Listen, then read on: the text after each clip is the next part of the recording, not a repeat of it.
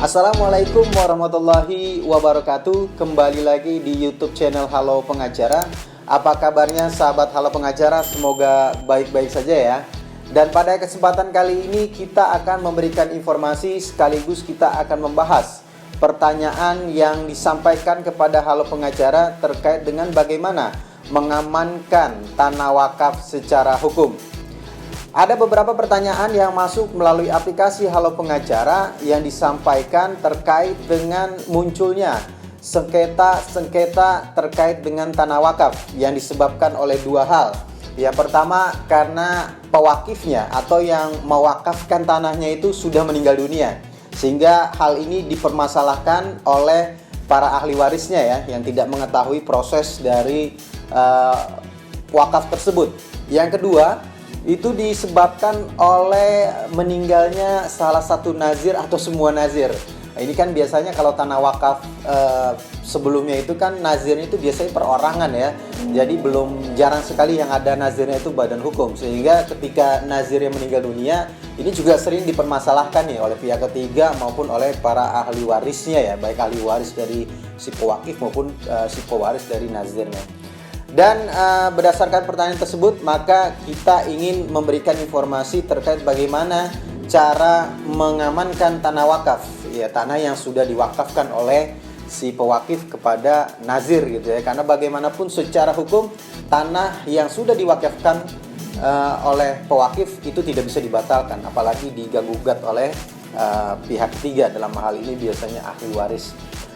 Informasi ini penting juga ya kita sampaikan karena banyak kita temukan juga nazir, khususnya ini di rumah-rumah ibadah ya, seperti masjid ini, itu kan menerima tanah wakaf dari pewakif, tapi banyak juga yang belum melakukan pengamanan secara hukumnya ya, dari aspek legalitasnya itu belum dilakukan. Misalkan belum ada akte ikrar wakafnya, belum ada pengesahan nazirnya, kemudian apalagi belum tanah wakaf ini belum disertifikatkan menjadi tanah wakaf di Badan Pertanahan Nasional. Dan oleh karena itu pada episode kali ini kita akan memberikan informasi sekaligus kita akan membantu para nazir ya untuk mengamankan tanah wakaf secara hukum yang dilakukan melalui 3 tahap. Ya, pertama yaitu bagaimana kita pertama melakukan pendaftaran ikrar wakaf di Kementerian Agama melalui KUA setempat ya. Yang kedua, setelah kita melakukan ikrar wakaf, kemudian kita mendaftarkan. Ya, kalau nazirnya belum terdaftar, kita daftarkan pendaftaran nazir di Badan Wakaf Indonesia. Terkait dengan ini nanti kita akan informasikan ke Badan Wakaf Indonesia perwakilan mana kita akan daftarkan. Dan yang ketiga, setelah ikrar wakaf dilakukan kemudian nazirnya juga sudah terdaftar, maka langkah yang ketiga adalah kita melakukan sertifikasi atau mensertifikatkan tanah wakaf yang kita terima ke Badan Pertanahan Nasional untuk terbit nanti sertifikat tanah wakaf itu ya. Baik, untuk yang pertama langkah yang kita akan lakukan ketika kita menerima wakaf dari pewakif. Nah, kita ini dalam posisinya sebagai nazir ya. Ketika kita posisinya sebagai nazir, baik itu nazir perorangan maupun nazir organisasi maupun nazir badan hukum, dalam hal ini yayasan, maka ketika kita mendapatkan atau menerima amanah tanah wakaf dari pewakif, maka langkah pertama yang kita lakukan adalah kita mendaftarkan ya permohonan untuk ikrar wakaf di kantor urusan agama setempat ya. Kalau dahulu kita mendaftarkannya secara langsung melalui KUA, dan kali ini pada sekitar bulan Juni ya 2022 ini sudah diluncurkan situs namanya Siwak Kemenak, Sistem Informasi Wakaf Kementerian Agama, yaitu untuk mendaftarkan ikrar wakaf secara online. Dan ini bisa dilihat di sini ya, ini situsnya.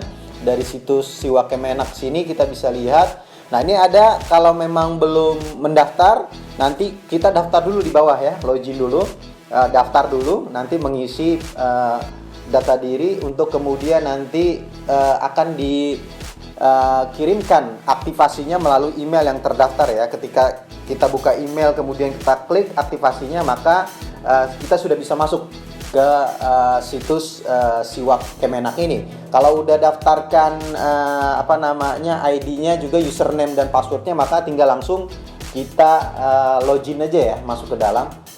Dan di sini ada beberapa informasi terkait dengan pewakifnya, kemudian juga ada informasi terkait dengan nazirnya, dan juga ada nanti terkait dengan tanah wakafnya ya. Tanah wakafnya nanti itu diisi masing-masing data informasinya dan juga dilengkapi dengan dokumen-dokumen yang diupload ya. Ya.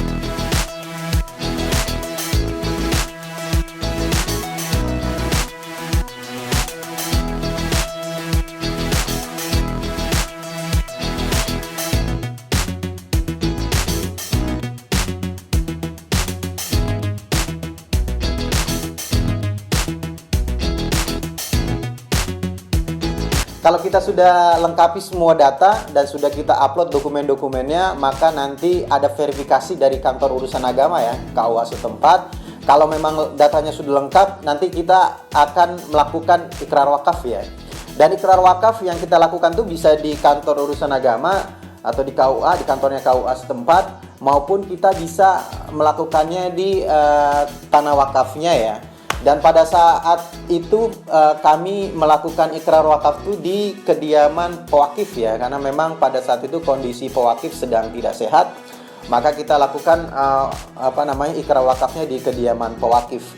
Dan nanti dari KUA akan melakukan selain verifikasi juga akan survei ya tempat tanah wakafnya, dan memang ketika sudah sesuai maka akan langsung dilaksanakan ikrar wakaf ya. Nanti ikrar wakaf akan diucapkan oleh si pewakif dan juga nanti akan diterima juga secara lisan diucapkan oleh nazir ya. Ketika memang nanti sudah selesai ikrar wakaf, maka para pihak menandatangani dokumen ikrar wakaf, nanti kita akan diberikan masing-masing salinan dari akta ikrar wakaf tersebut ya. Untuk tahapan selanjutnya ya, setelah kita melakukan ikrar wakaf dan kita sudah menerima dokumen akta ikrar wakaf dari Kementerian Agama, dalam hal ini KUA setempat, maka langkah selanjutnya kita membuat surat permohonan ya kepada KUA agar kita diberikan rekomendasi untuk mengajukan permohonan pendaftaran nazir di Badan Wakaf Indonesia dalam hal ini. Maka ini contoh surat permohonan ya untuk rekomendasi pendaftaran nazir. Nah, ketika surat permohonan itu sudah kita ajukan, kemudian sudah diberikan oleh KUA setempat, maka langkah selanjutnya yang kedua adalah kita mengajukan permohonan pendaftaran nazir di Badan Wakaf Indonesia. Dan untuk hal ini perlu dicatat bahwa Badan Wakaf Indonesia dalam hal ini sudah mempunyai perwakilan-perwakilan ya, baik di provinsi maupun di kabupaten kota. Nah, khusus untuk tanah wakaf yang luasnya lebih dari 20.000 meter persegi, maka pendaftarannya diajukan di Badan Wakaf Indonesia Pusat ya, yang berkantor di Taman Mini ya, di Jakarta Timur. Dan apabila tanah wakafnya itu antara 1.000 sampai dengan 20.000 meter persegi, maka diajukan permohonan pendaftaran nazirnya di Badan Wakaf Indonesia Perwakilan Provinsi. Nah, dan untuk tanah wakaf di bawah 1.000 itu diajukan permohonannya, permohonan pendaftaran nazirnya di Badan Wakaf Indonesia Perwakilan Kabupaten atau Kota. Hal ini sesuai dengan peraturan Badan Wakaf Indonesia nomor 2 ya tahun 2021 tentang perwakilan Badan Wakaf Indonesia.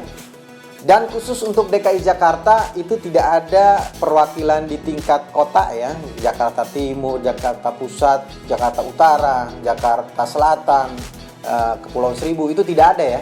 Tidak ada perwakilan di kota, tingkat kota, melainkan hanya ada di tingkat provinsi. Jadi hanya ada Badan Wakaf Indonesia provinsi. Jadi untuk tanah-tanah yang di bawah 1.000 itu tetap diajukan di Badan Wakaf Indonesia Provinsi DKI Jakarta. Nah, ketika kita sudah melengkapi ya, mulai dari surat permohonan dan juga surat rekomendasi dari KUA setempat, maka kita nanti akan diberikan daftar list ya, dokumen-dokumen yang diperlukan dan dipersyaratkan untuk pengesahan nazir di Badan Wakaf Indonesia.